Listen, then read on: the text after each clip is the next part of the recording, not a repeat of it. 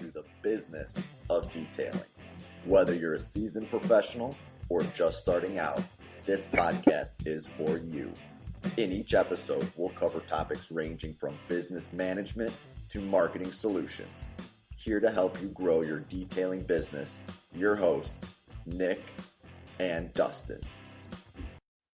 All right, Nick What's and up, Dustin, here we are. Friday the 13th show. Spooky Friday season. the 13th show, yeah. Brought to you live from the spooky IGO warehouse. I like the backdrop. It looks cool. Yeah, man. It's really cool here. You know, we've spent the last few months. We moved it from Detroit down here to Saraland, some property that and got set up here in Mobile, and right by the port, so help serve get the product in a little bit faster. And and also we own some buildings here, so it kind of worked out. But yeah, I mean, you look around, dude, there's boxes from floor to ceiling. There's all kind of shipping supplies back here. It's 5,000 feet just in this one area. We should get a little tour one of these days. Yeah, we'll have to do a tour. It's it's cool. I mean, it's been a work in progress. We've got processes in place now. We have when you move something like that, it was two 18-wheeler loads full. And over $1 million worth of inventory we moved down, and I think that's what people don't realize sometimes is the logistics. And you think about, we sell 24/7 on IGLCoatings.USA.com, right? So products are always being sold. So we had to take and stage the product. We cut the inventory in half, and we sent half of it here. We got this warehouse up and inventoried and ready to ship. Then we changed overnight one night the e-com site to ship from this warehouse, and then we packaged all that up over there and shipped it down, and then had to bring it all in here. And so I mean, Luke, you're talking, it's taken a few months to get everything normalized, and they had a process that they'd done for 9 years, and we took it on. And our team here at the warehouse has done an excellent job of getting it up to speed. But yeah, there was some growing pains, I guess, or woes that were attributed to the. It's good. But that's to be expected. You know what I mean? Like, that's a normal thing in business, detailing, retail, wholesale. You're going to be going through, whenever you're moving places, new ventures and whatnot. It's you got to have that feeling out time, Yeah, you really do. This mic springs up. You really do. I mean, it never, things never go as expected. You always get the curveball. You always get the unexpected, right? So you try to control it absolutely as much as you can, and just know that something's gonna happen. So the curveball's coming, and at this point, the curveball has been shipping delays from our manufacturing facility in Malaysia. And boy, has it been a job dealing with that. But listen, that's business. It's no different than a detailer that is waiting on a shipment to arrive of a kit that he needs to use to coat a car. Like, it's a waiting game, and you do what you can, and we work through it, and we work together. Well, and I think a lot of people. I think we got to break the sad news, right? IGL show in the warehouse. We were going to have Papa Joel on today. Go ahead and let him know. Unfortunately, he's not going to be able to. Man, my brother Joel Apam, I got a message late last night that said he was going to have to reschedule with us the next week. He had a doctor's appointment that he had completely forgotten. I guess between the golf and the dinners and the retirement life, somehow his doctor's appointment slipped. He forgets, maybe how important, having that schedule organized is, He not realize just what's his schedule now is like, hey, just don't miss his tea time. Oh, that's the truth too. Like, Joel has completely embraced retirement. Like, he is living the retirement life. But yeah, he'll be back. He'll be on next week, and excited. We've had a few conversations since we bought IGL, since Mike and I bought IGL. But honestly, I mean, I've been busy. He's been golfing, and haven't had a lot of time to talk, so it'll be cool to catch up with him. I sure love that guy. I mean, he's done a lot for me, and just his support, and of course, selling us the company and all was really cool. So I know you guys got all that. You guys got it under control. What's sort of been some of those biggest challenges now, a few months in, that you guys have been feeling with the IGL? I mean, so first and foremost is the inventory that we're just trying to keep, trying to keep it coming. So Joel and Jeff kind of, as they were, selling the businesses, they had pre-placed orders, that were scheduled to be delivered. Well, so we take ownership and we have product or orders already placed. Well, those orders were delayed in ship times. We have, where they were accustomed to 2 and 3 month ship times, we're dealing with 5 and 6 months. So we're getting inventory through, months later than it's supposed to. So Mike and I, as the owners, have just recently placed our first order. First few orders, some of which we're having to fly in now, which is very expensive, just to solve some of the low inventory issues that we have. But that has to be exciting, sort of seeing the first sort of wave of products go out and then making your first order. Oh, exciting and nerve wracking. I mean, when you spend $500,000 in inventory, like, it's a big deal. It's a big order to place. And you don't want to mess that up. So it's very exciting times for us to get to do that. But again, there's a lot of pressure on us. And let's be real, Mike and I didn't sit on years of experience in manufacturing and distribution and sales he did, but warehouse management also. My dad, he's in warehouse. Yeah. He's done a huge he's done a huge favor carrying the load here. Of course, the warehouse in Katy, she's back here too. Doing this side of it, but again, placing these first orders were fun. It's exciting. I think that's a great kind of segue into our conversation. You talk about excitement, and I think about the stress of it. And I think that you bringing up, oh man, that should be an exciting time. Just open my eyes to something. We just placed the first order for, a few weeks ago. We just placed our first order for IGL as the new person. We never stopped to celebrate that. We never stopped to think about it like that. All I carried was this overwhelming stress of responsibility. And then so now you get into that sort of that process of, hey, you got to place this order, inventory, ship out orders, and you really don't get a chance to stop, because now it's just going to go and grow. That's the goal. Oh yeah. You only get you only get one first time. And so then it's trying to get better and improve. And you go through historical usage and you say, okay, what do we, where are we at? What do we have on the way? And then what do we need? And it's a guessing game. It's an educated guessing game. Of course, we spend a lot of time evaluating inventory levels and things like that. But yeah, it's, I mentioned, our topic today. And I think it's a perfect segue into that, because what we want to talk about today is stress. And we want to talk about kind of stress that detailers go through, that business owners go through, that, anybody that's, doing big things and moving in life, there's stress associated with it. And are you stressed, Dustin? Are you stressed? Let's use this. It's my way of life. Stress is. I was just on a Zoom call with a good friend of mine, Ryan. He works for Detail Bookie, but very personal friend of mine too. And we were just talking about stress, and I really told him, it's been a way of my life from day one. I can remember being in high school or middle school and have a moment of happiness, say building a treehouse or something. I'm out in the woods building a treehouse or riding a go-kart. And I remember saying, oh, I'm way too happy. There was something I'm supposed to be worried about. And it would be like homework that's due in a month. Or a project, stressing on that, or football practice or something. I was like, I know there's something I'm supposed to be stressed about. And I would remove myself from that happy moment and essentially find stress to think about. Yeah. And I've done that my entire life. Now I'm working really hard.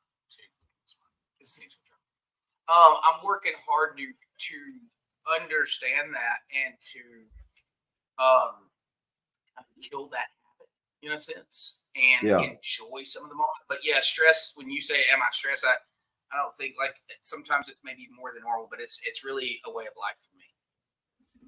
And I think every business is going to have a stress in a different way. You know what I mean? So when you're listening and you're thinking like, yeah, we're all stressed out. We've all got stuff going on. I think it's a good idea, at least how I deal with it is, focus more on the solution than the problem. What is causing the stress and how are you going to make it so that doesn't happen again? And then what ends up happening is, again, you're always going to have a different stressor, but those ones, but those ones that it's not going to stack. So like, oh, this week we got to take care of this, or hey, we've got this planned out. We got to get this done. Sort of turning that stress into action. Maybe that's an unhealthy way to do it. But that's sort of how I deal with it. Yeah. I mean, in a sense, that is me too. I try to think about when I really start to like. It happens a lot when I'm in the shower, or maybe I'm on a long run, and you start to go down the rabbit hole of things. And I'm like, can I control this? Say, for instance, it's finances one of the company, and can I fix this right now in the shower? No. So why would I pick right now to sit here and stress about it? I can't change it. I can't fix it. I can't even look at it. Like, I can't even see how bad or good it is. Like, I'm just sitting here thinking about this thing that I know probably has an issue, and I can't do nothing about it. So I'm letting it affect my current moment with something that I absolutely cannot fix. I think that is the stress that I would like to remove when I go to work every day and then making, doing stressful things or doing things that are taxing on you mentally. Like, that's fun to me because I'm in control of those situations and I'm working through those situations. I'm solving problems. Like, that's not stress I want to remove. That stress I enjoy. The stress when I'm in the shower or if I'm driving down the road and I'm happy and I'm feeling good, and then all of a sudden oh shit, by the way, I'm supposed to be stressing on this whatever that situation is for whatever company. That's the one that really that to me is the one that I want to try to put in. For EZN, is there any example of like something that's been like, just to make it for the listeners, like what's a real tangible stressor in your detail shop? Because I'm sure that there's other people that have it, and I've got one too when you're ready. So right now, relevant in our world is sales. So we have doubled down on our retention efforts, our conversion. We are increasing our conversion percentages. We want to see those up like 10-15%. We're wanting to grow revenue. So we are hyper focused on sales and customer experience. And so like the stressor is that these things don't change overnight. So you're having to live through these decisions you're making, and stress. The thought is this working? Are the things that we're focused on, are they the right things at the right time? And that's a lot of, it's kind of like a you put that on your own shoulders, to push yourself to be better on that end versus a reactive stress. Something happened and now you've got to act versus you're deciding to act on that. You see what I'm saying? Yeah. That's me. So I want to control every issue. Like, I want to control the problems, right? The ones that scare the shit out of me, the ones you never see coming. So I try to proactively stress. Like, I try to proactively go after what could be the problem before it's the problem. Is that sustainable, Dustin? It's got me 39 years, 40 years, 7 days. I don't think that's you know what I mean? Like to put that type of stress on yourself. I think you should be trying to relieve the stress so you can focus on the things that you want to do. Oh, I would agree. And I think my dad, if he's listening in the back, probably shaking his head. Yeah, you're so crazy. Oh, and in reality, you're right. Yeah, and I know Dustin's there with some connectivity issues. The only thing that we've got going on over at the shop is we play this game of trying to balance out how many people we've got on staff. Should we be hiring? Should we be growing?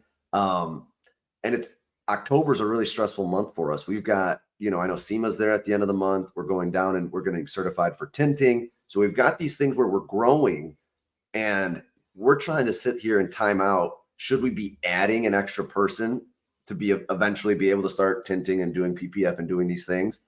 And can the business support it? Now, I know that sort of falls under the idea of like, hey, we're putting that self-stress on ourselves. But I think you got to sort of look at it in terms of like, let the business tell you what it needs. And there's going to be times where you're going to overhire. There's going to be times you take on too many jobs. There's going to be times where, hey, you made a decision with a customer that you shouldn't have, right? Or you said something that you shouldn't have. And then learning from it and then going forward.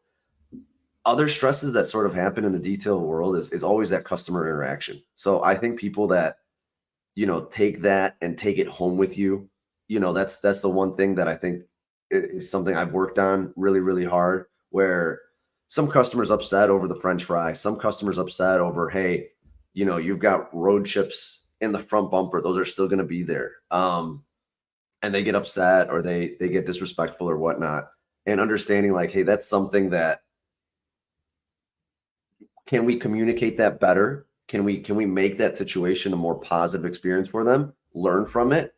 And then as soon as it's 5:00, don't take that home. I think that's the one thing a lot of detailers struggle with is whether you're mobile, whether you're in shop, whether you've got employees, whether you're solo, you're going to be there tackling all these stressors by yourself, right? You're going to be doing this by yourself in that moment, right? There's no lifeline. There's no one, you can call Dustin, but he usually just sends me to the voicemail there. And then just trying to make sure that, hey, what's the best way to handle that situation? Dustin, okay, can you hear me now? Don't be afraid. Put that mic up. We got to be able to hear you there, brother. Okay, yeah, we're trying to figure this thing out. Look, Chris, he works his ass off to get all this stuff straight, and you wouldn't believe all of it. Chris is stressed right now. Chris is living stress.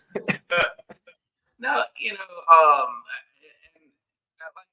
want it to seem like, I think a lot of my stress is self-imposed. I think a lot of it is I am actively looking for the next thing to stress on to keep from that surprise. I don't do well with like shock factor things. Like I don't want to be surprised. I don't want to be caught off guard. I don't want to be. It's funny. I don't even like to be scared. Like to somebody jump. Like how people go to like haunted house. I'm like I don't want to be scared. Yeah. Like Friday the 13th. I want to know what's coming. Yeah, you don't know what's coming on Friday the 13th. There's going to be some crazy shit that happens today. I'm sorry to tell you, it's just a bad day. It is. I mean, but look, it's been good. But I wonder, so some of the things that help me minimize, obviously training and working out, and like good decisions, right? So, if I am not performing at my best, so if I'm not working out, if I'm not eating right, if I'm just not making the best decisions, then the stress is amplified because I'm not doing the things that I know to be the best producing person or the most effective person that I can be. And I think that's some of the things. So working out and running and doing the things, they really help me. What do you sort of see as more of a stressor, the customers, the employees, or would you say more the behind the scenes of the business, right? The finances, the accounting. What are those things that sort of really trigger you to be like, hey, yeah, I'm taking this home with me. Let me put it that way. Because my position within the company revolves a lot around the finance side of things and the accounting piece. That's probably the biggest stress. I mean, because I'm emotionally connected to that. Sales are what they like. I don't know. It's just so hard to say. Customers aren't really the stress.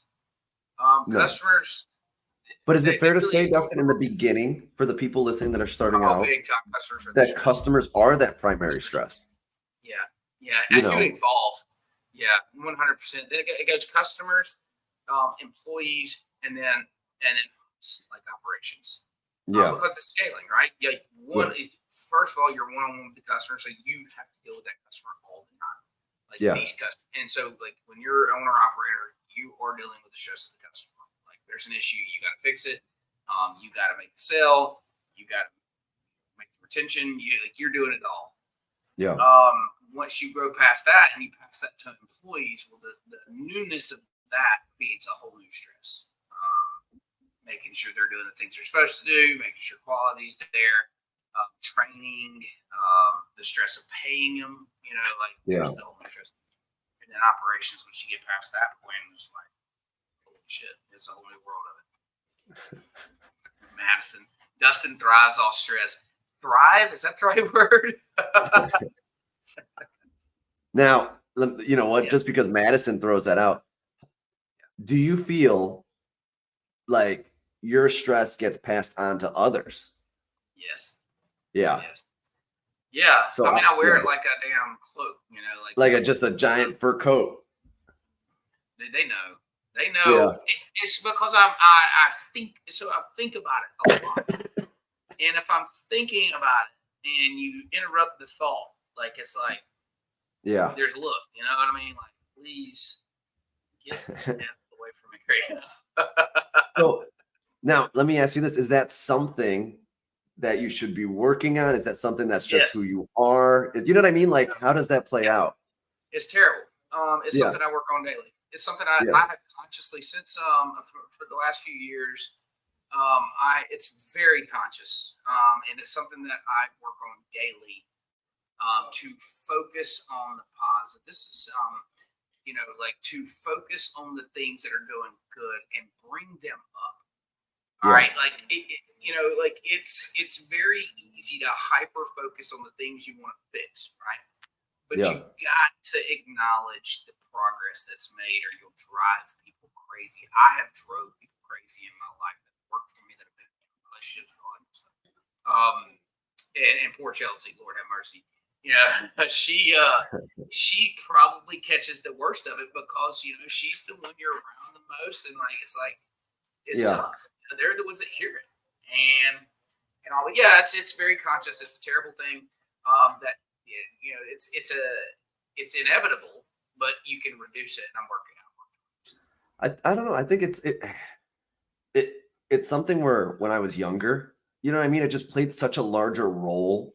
And as you start to scale, and again, and you know this better than anyone, and you have to be at 3 places at once, there's certain stressors that sort of fall off, right? And then it's more just the larger big picture items, and then controlling your time to be efficient with saying, hey, this is going to get done. Okay, hey, this is the roadmap. Or at least for me, once I have that roadmap and I know where it's going, the stress is gone. Do you feel that at all? Absolutely. No, that's the whole goal, is to figure out the direction that you're going and then set the path, right? And then you can put that to the side, because then the process takes place.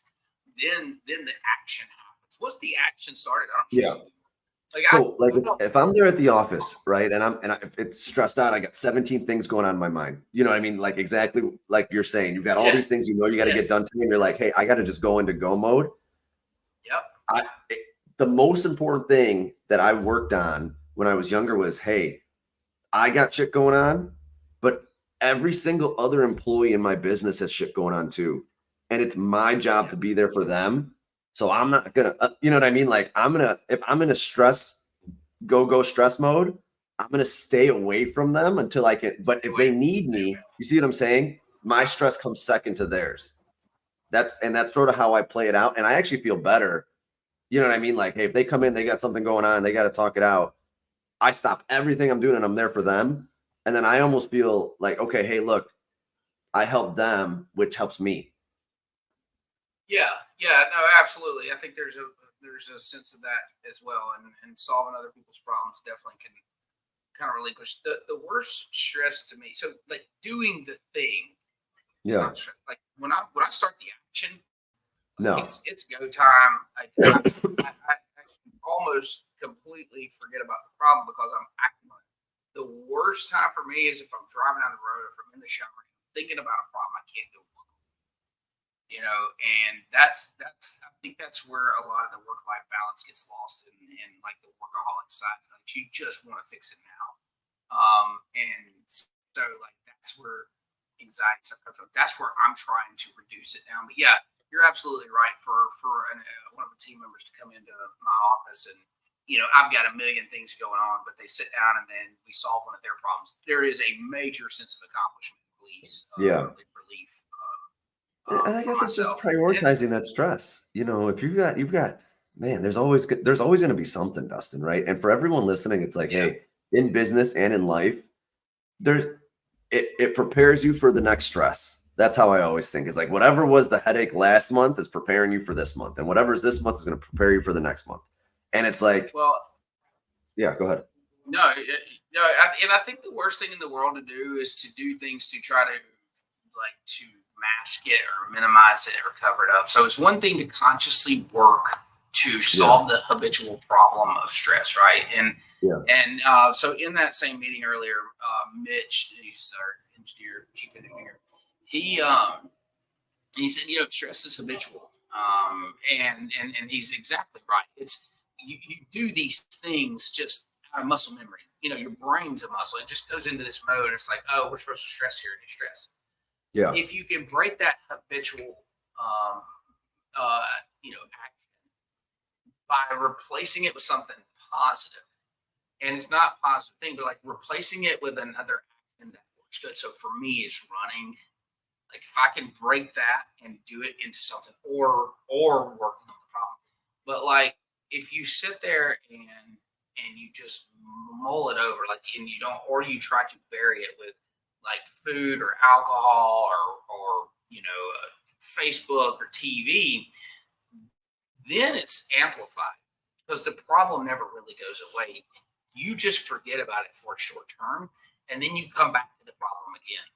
And that's something that I probably was guilty of in the past that I'm super focused on correcting is like, hey, we don't have to stress on it now, but I sure don't want to try to, I want to just change the thought of that. Does that make sense?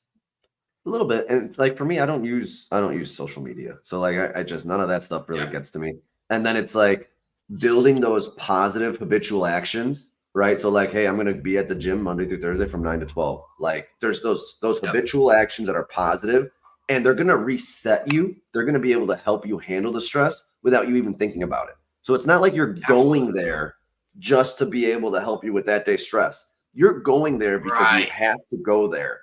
And it's just built in concrete. You're going no matter what. And and for me, it's worked. It's been positive. And that needs to be the habit.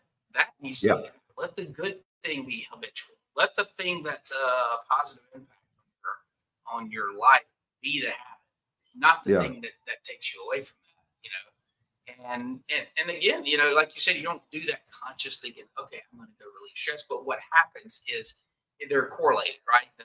The action, that movement, that release where you're not thinking about that. So I went and ran a triathlon last Saturday. I didn't even mention it. I mentioned our podcast. Anyways, I ran a triathlon unexpectedly last Saturday. We were supposed to be in Atlanta. The trip got canceled. So I just went, and someone says, wow, it's not like you had anything else going on. And I'm like, you know what?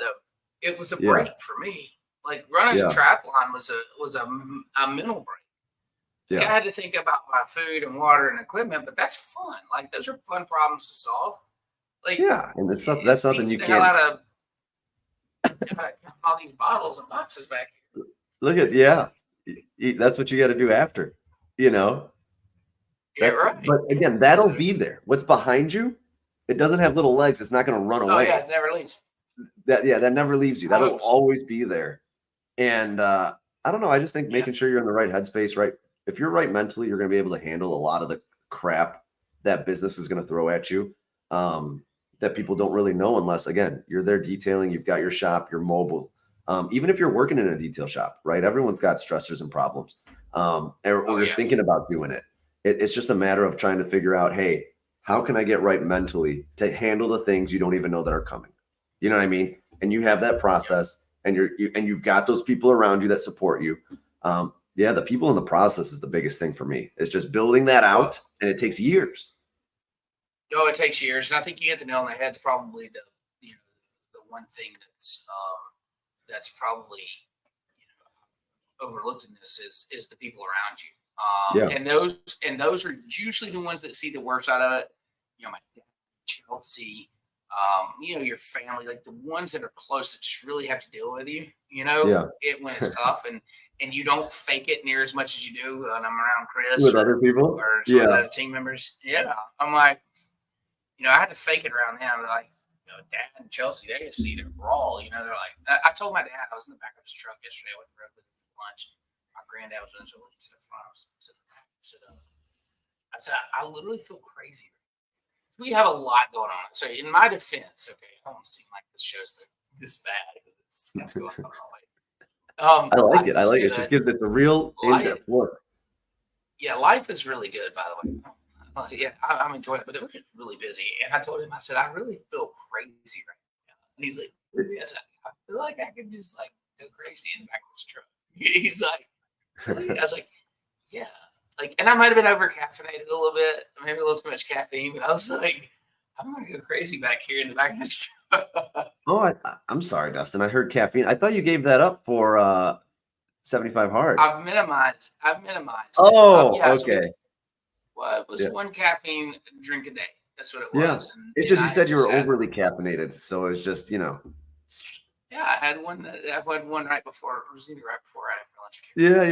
Yeah. Someone's got to keep you accountable, Dustin. You said something 4 shows ago. Trust me. This is like a steel trap over here. All of them. I'm on day 60. I don't know, 64, 65, something like that. Yeah. 64. So yeah, I'm almost there. Which I got to keep going. We got people that started behind us and people that restarted that I'm gonna finish with. So I'm not stopping. The only other thing with people is, again, the people you hire, the people you associate with. You're at work a lot. I'm at work a lot. I'm not going to surround myself with people that are negative. You see what I'm saying? It's super important to make sure that you've got people there. And again, they could be the best detailer. You know what I mean? And if they're negative, if they're affecting me, they're not going to work there. You know what I mean? But Absolutely. If they're positive, they're trying to get better, whatever it is, I would take that 10 times out of 10. Because it just creates a better atmosphere. That atmosphere of what you're in. Yeah. It does, man. That negative energy, negative attitude plagues the workplace, and it's miserable. I can't stand it. Oh, I'm selfish. If it affects me, you don't work there. I have to be positive. I have to be in a certain mindset to do this 7 days a week. And that's me. Right. Yeah. No. And I want to mention one more thing too, and this is something that has just been eating at me a little bit. Is social media? Everybody's using social media for it seems like if you have an issue or if you have a fault, it seems to be your place to go to lay the negative piece out there, right?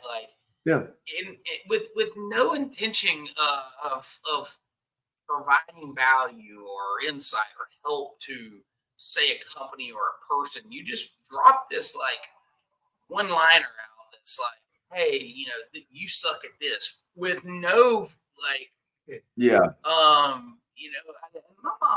my mom always said, and I think probably everybody's mom said this, if you don't have something nice to say, don't say anything at all. Yeah. And I try to think about when I do things, what good comes out of this, and then what doesn't, what bad. And if there's not anything good, if I'm typing out a text or an email, and I'm like, if there's not something good to come out of this, I'm not finishing that sentence. Because why? Even if I'm mad about something, I could be looking for a solution within my comment. It should be, hey, this is happening, and here's what I see that I can do to fix it, or here's what you may need to try. Or here's what we should do. Not just, hey, you suck at life. And then just walk away. What? So, but again, you got to put in that other perspective. Is when people use social media to vent like that, 99% of the times it's things that they wouldn't say to your face, but it gives them the self-confidence to do it because it's not. You know what I mean? It's that shield for a lot of people because, again, in 2024, there's less personable face-to-face interactions than 2004. You know what I mean? It's just the way that it is. It is. No, you're spot on, and that's their comfort zone to be able to throw something out there that they otherwise wouldn't say. Let me throw something out at you, Dustin. So I know social media or is one side of it. But again, with reviews, right? So people run a business and get reviews and get stuff done all the time, and they leave and they say they love their car, and then they're like, oh yeah, they missed a French fry, 1 star out of 10. You know what I mean? Like just stupid stuff, or expectations weren't right. Stupid stuff. Yeah. But making sure that it doesn't affect your peace, you know what I mean? Like, because now I would say reviews matter actually less because everybody has like 10,000 of them. Yeah. You know what I mean? So it's like, it's just, what are those things that are going to affect your business today? Because that was yesterday. That's right. No, yeah, you're exactly right. And also it gives you an opportunity to show who you are. If you feel the need to respond, it's an opportunity to show people how you deal with objections. And essentially that's just what it is. Somebody disagreeing with you. You know, how do you handle an objection? Yeah. And how do you handle an objection, Dustin, with the reviews? I think that's a good sort of. I look up their address, I can punch them in the face. Dustin, no, we have a prompt that we respond. So again, Chris tells me like, hey, you should be responding to all your Google reviews and having that Google profile. So we respond to every single one, and the ones that are not as friendly are going to get a nice generic positive. Call us, let us know how we can help. You know what I mean? And the ones that are 5-star, whatever it is, we're going to give them a personalized, hey, was an honor. You know what I mean? Like something special as a response. And I think, again, it's not putting a ton of effort into it, but it's doing that work. And again, as you're doing it 500 times, you get numb to it. It just doesn't really affect you as much. You do. No, you do.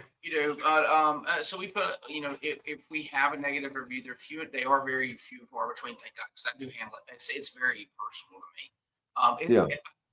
It is for whatever reason, and so we do handle those things, and then we work to try to turn them around. Turn that customer around and address the issue.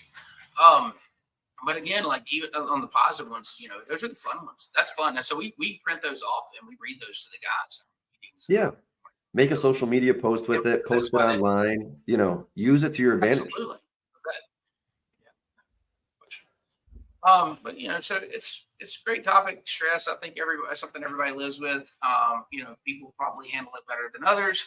I think the moral of the story is I think stress becomes habitual. And how do we change that? How do we replace that with something that's productive, that's something that is, going to benefit you rather than something that plagues you? The only other thing I'll throw out there is I feel like, again, stress and money and greed sometimes all sort of hold hands, and there's some level to it where there's some financial obligations, whether it's an employee, whether it's a customer, hey, do I have to refund them? Whether, you know what I mean? There's some tie between stress and money. And I would say most of the time, or stress and family are those two big ones. So understanding that that's where it comes from and figuring out what those priorities are is going to sort of be, it's something that I think a lot of people could try and take from and use to not have that sort of fall on them as much. Yeah. Mine is surround myself with information, so that way I can reduce the shock factor when things are, different. Yeah. What about comments? What we got, Chris? Oh, you're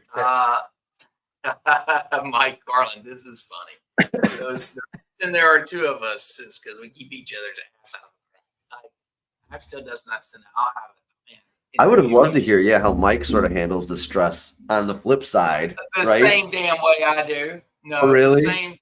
Well, are you talking about like a comment or a post or something? I don't know. Just if you guys handle it the same way or if he's got a different way. Because you guys are kind of yin and yang. Is that fair to say? Yeah, for sure. I say that probably like personally, we're probably closer personally than we are like in our business attributes. Like I'm definitely more analytical, financial. He's definitely more like people and connectivity and that kind of stuff, right? But when it comes to stress, like, okay, so he handles it very like if he's stressed, like he wears it big time, and then he gets counterproductive. To me, stress is an action item for me. I'm a doer. Like, oh, you brought up a problem. Let me go fix it right now. If you want to do, our meetings are like literally like chasing our tails. Like, it's so funny. I told him we were talking yesterday about spending an extra day at every training we go to just so we can kind of talk big picture stuff. And I said, please, the only way we're doing that is to have it outlined. I said, because me and you will spend 10 or 12 hours in a room and not get anything done. Like, we will just sit there and go from one problem to the next talking about it. And then I have to live with that in my brain for the next 2 weeks, Mike. I think he says it, he forgets it. Mike, don't let him keep talking about the problem. Make him focus on that solution. Okay. Don't let you guys are there going in circles on the, He's right though. I've typed up response and like I'm texting him. He's like, he does the same shit. Yeah, it's like these guys are there's only so many ways you can handle the stress, but that's how it goes. Billy Smith, business is stressful. At the end of the day, it will work out like it's supposed to. Provide the best. It's cut off. Can you read the bottom? Provide the best experience for the customers and let everything else work itself out. Like, the thing is things are going to happen the way they're going to happen. You stressing on it generally doesn't change it. Yeah. The thing you should be stressed on is the thing that you can change right now, and you're choosing not to. Great. And you know what? It's also, look at the people like Billy, like yourself, that have been in the business for a long time, that have seen so many more things. If you're a newer detailer and you're stressed about a certain problem, reach out. And it's something where it's like, it's probably something that you've seen 6 times, and you're like, hey, don't stress it. This is how you're going to handle it, and learn from it. Absolutely. No, yeah, that's right. And talking to people, I always like going to trade shows because you get to hear dealing with the same shit. Yeah. What else? Look at that. Oh, what? That background looks familiar. Don't it though? It's like Santa in his shop. Santa in his shop. What are they talking? You're always at a different spot. I like that. We never know where you're going to be on a Friday. You never know. You never know where this road leads you. I'm intending on being. We have our grand opening easy enough for Thomasville next Saturday, so I'll be up there next Friday. Actually, you know what? I'm probably going to be in Biloxi at the car show. Oh yeah, we do have the car show. Yeah, so we're going to do podcasts from that show Friday, and I'll leave it. Okay, that's cool. And and then hopefully, I know I go to Wisconsin. But I'm hoping to have some time here in the office and around our local area for a few weeks. We got some stuff we're going to work on. We're working hard to kind of grind out, and hopefully that puts me back at the office for a month or so. Okay. Yeah, it's just Chris does such a nice job in your studio to have you remote all these times, and half the time you're all blurry. It's like, hey, I know, at Applebee's watching a steak come across the screen. No, it's all good. It's all for it is. No, shout out to Chris for always making us look good. There's a lot goes on behind the scenes. I know he carries a lot of stress on getting this set up, so it did a good job. It's a great show, man. I hope again I didn't want to come across negative. I think stress is real, and to talk about it is it's a good thing. But I love my life. I love what I do. I love our companies, and the stress is what drives me. So, like, to say that, however, when you ask me, am I stressed? It really is a way of life. Yeah. Hey, happy Friday the 13th. Hope everyone has a good day today, good weekend. And then we're going to catch you next Friday somewhere. See you next Friday. Thank y'all.